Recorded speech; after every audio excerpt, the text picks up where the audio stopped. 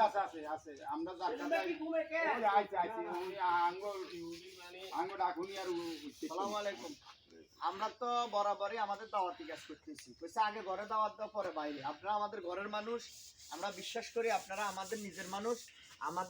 আমরা আপনাদের কাছে ভোট আশা করি পাবো। তারপরও বলছি একটা জিনিস, যত বেশি আপনাদের কাছে পৌঁছামো তত বেশি আপনাদের মনে থাকবো। মানুষ যখন আস্তে আস্তে ভুলি যায় তখন কিন্তু মন থেকে চলে যায়। বাংলাদেশ জামাত ইসলামের পক্ষ থেকে আপনাদের স্যার, আপনাদের ছেলেদের স্যার মাস্টার রুহুল আমিন ভূঁইয়া আগামীতে এমপি প্রার্থী রায়পুর আসনের, আমরা ওনাকে এই রায়পুর আসন থেকে বিপুল ভোটে, অন্তত আমাদের ইউনিয়ন তো যেহেতু উনি এই ইউনিয়নের সন্তান, এই ইউনিয়ন থেকে বিপুল ভোটে জয়লাভ করাবো ইনশাল্লাহ।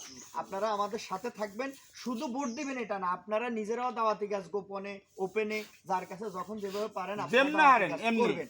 কারণ হচ্ছে এই দেশটা আমরা দেখছি আওয়ামী লীগও শাসন করছে, এরশাদও শাসন করছে, সবাই একবার ছিল। আমরা একবার জামাত ইসলামের ক্ষমতা দেখতে চাই।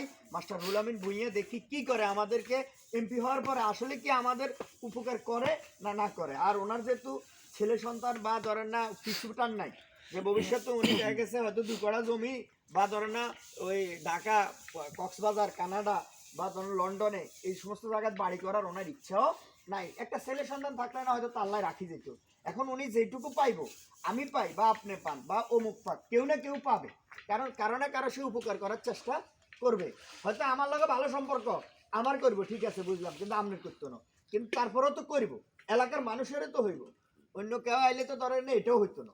তাই আমরা চাই, যেরকম একটা সময় ধরেন না এইখানে সবাই বেশিরভাগ আওয়ামী লীগের ভোট দিচ্ছে, কিলে দিচ্ছে দেখছে যে নয়ন মিয়া এলাকা পোলা, এখন সে আওয়ামী লীগ, তারপরও সে এলাকার স্বার্থে মানুষ ভোট দিচ্ছে।